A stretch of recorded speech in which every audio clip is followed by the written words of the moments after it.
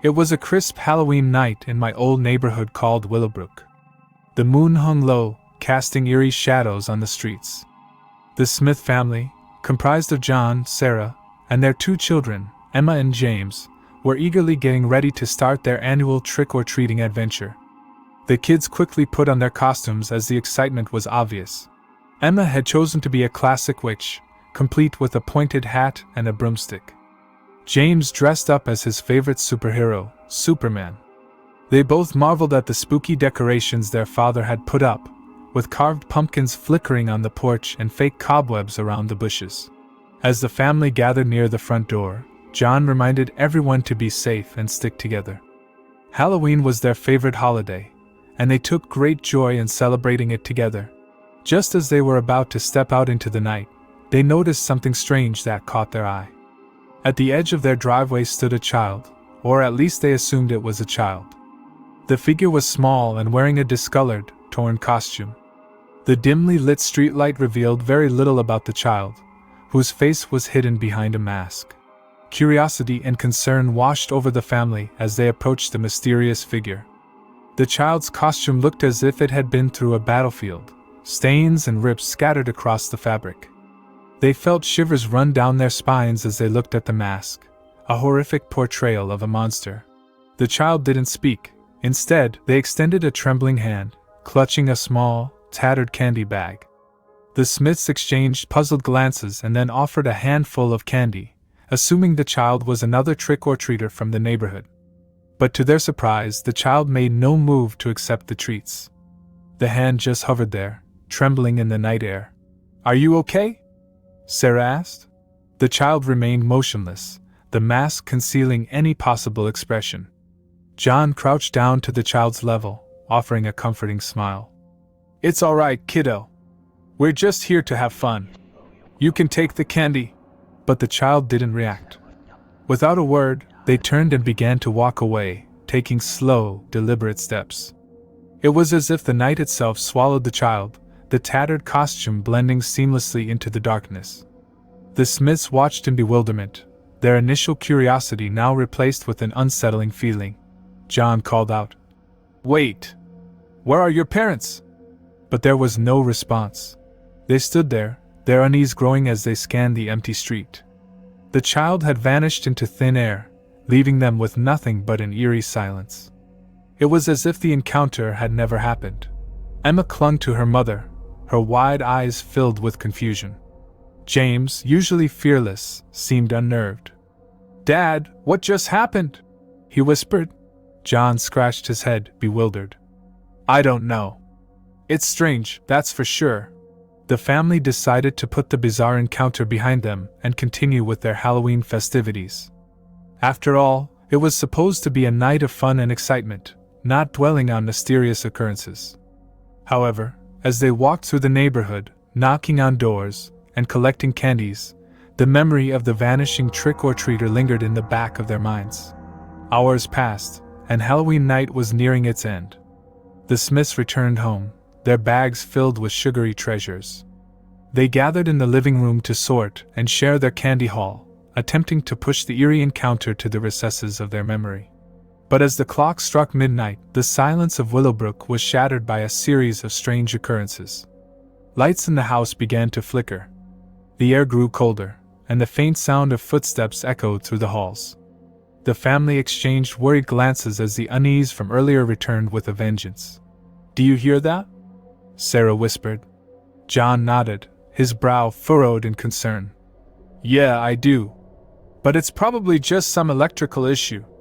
I'll check the circuit breaker." He made his way to the basement, leaving the rest of the family in the dimly lit living room.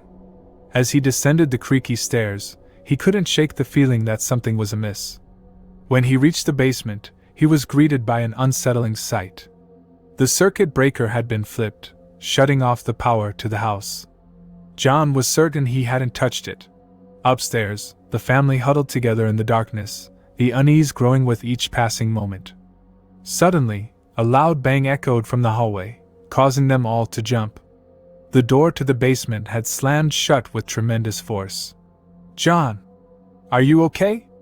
Sarah yelled, panic creeping into her voice. John tried to open the basement door, but it was stuck fast. He could hear the muffled voices of his family on the other side, the fear in their voices. As he struggled to open the door, he noticed something in the dim light of the basement. Shadows danced on the walls, taking on sinister shapes.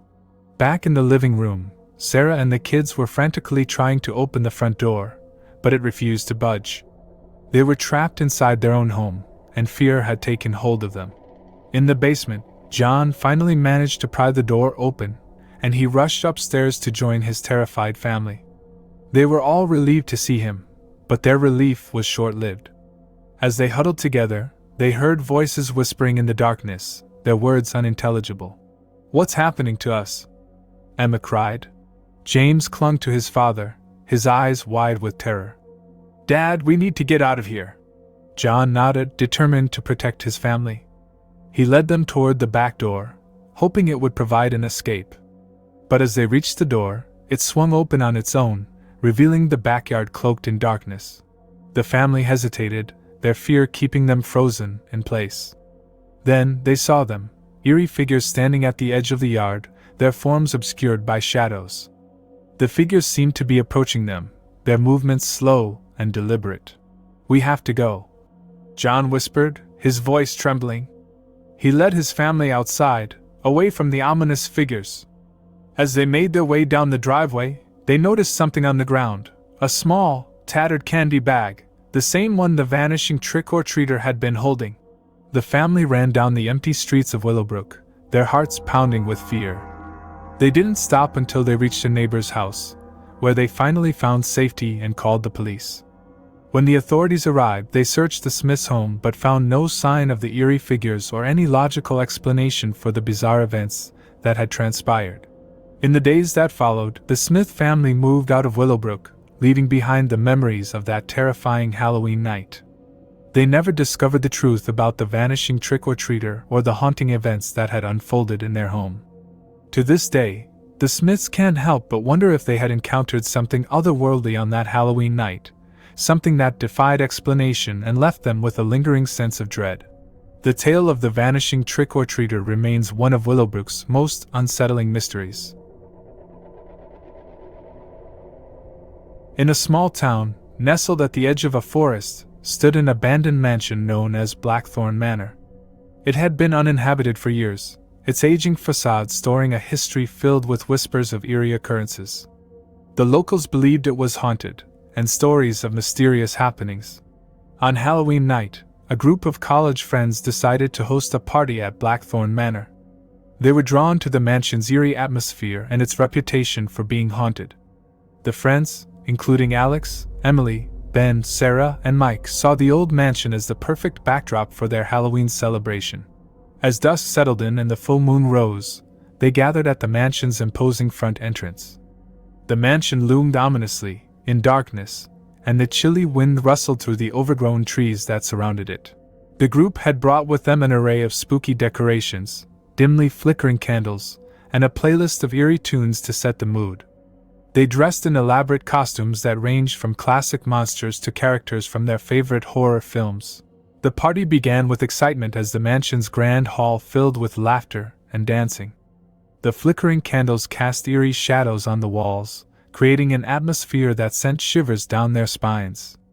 As the night wore on, however, strange occurrences added to the eerie ambience.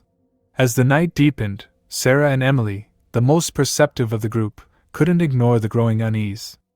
They retreated to a corner of the grand hall, their costumes blending with the shadows, and exchanged hushed concerns. Lights flickered sporadically, and the old floorboards creaked as if in response to an unseen presence. Some guests claimed to have heard faint whispers that seemed to come from the walls themselves. These occurrences only heightened the partygoers' sense of anticipation. "Emily, do you feel that?" Sarah whispered, her voice trembling slightly. Emily nodded, her vampire costume accentuating her pale face. "Yes, Sarah. There's something strange about this place. It's more than just a spooky setting." Sarah's eyes darted around the room. "I can't quite put my finger on it, but I have this dreadful feeling that something's off." Emily attempted to reassure her friend. "It's just our imaginations playing tricks on us." Let's not spoil the night for the others. The friends continued to enjoy the party, but the atmosphere grew increasingly unsettling. Objects appeared to move on their own, and a lingering chill seemed to hang in the air. In a different part of the mansion, Ben and Mike, fueled by curiosity, decided to explore further. They ventured into dimly lit hallways that seemed to go on forever, each step taking them deeper into the mansion's secrets. The friends were drawn in by the unsettling atmosphere of the place. The old walls bore witness to a history that was both fascinating and mysterious. They laughed nervously as they exchanged stories of the mansion's alleged hauntings. Their explorations led them to a room filled with dusty, long-forgotten mirrors. As they examined their reflections in the dim light, they noticed something unsettling. Their faces twisted into hideous, unsettling representations of themselves as though their images were warped and altered. Mike's eyes widened with fear. Ben, do you see this? It's like the mirrors are showing us something unnatural. Ben, equally unnerved, nodded. Yeah, this is creepy. Let's get out of here. They turned to leave, but their reflections in the mirrors didn't return to normal. The distorted versions of themselves continued to twist and contort, their eyes filled with dread. Back in the main hall, the remaining friends had gathered to discuss the strange occurrences. They couldn't shake the feeling that something was deeply wrong with the mansion. Then, a blood-curdling scream echoed through the hall. It was Ben and Mike, their voices filled with terror. The group rushed to their aid, pounding on the door of the room they had entered. Inside, they found Ben and Mike, their faces ashen, their eyes wide with fear. The mirrors, they wouldn't let us go, Ben stammered. The group frantically tried to open the door, but it seemed stuck, as if held by an unseen force. Panic spread through the friends as they realized that something inexplicable was happening. Emily and Sarah, who had felt the unsettling presence earlier, were now certain that the mansion held secrets that defied explanation. They urged the group to find a way to break the door open. Finally, after a collective effort, the door yielded, and Ben and Mike stumbled out. The room's mirrors were left behind, their reflections returning to normal. The friends decided it was time to leave Blackthorn Manor. The unsettling occurrences had taken their toll, and the once eager partygoers now felt an overwhelming sense of dread. As they stepped outside, the mansion's imposing silhouette seemed to mock them from the shadows. The friends piled into their cars and drove away, leaving the old mansion behind. In the end, they couldn't explain the strange events that had transpired at Blackthorn Manor. The mansion's haunted reputation had come to life that Halloween night, and the experience left them with lingering questions about the unexplained and the mysteries of the old house. As they headed home, they couldn't help but wonder if the stories of Blackthorn Manor were more than just legends, and if, on that Halloween night, they had come face to face with something beyond their understanding.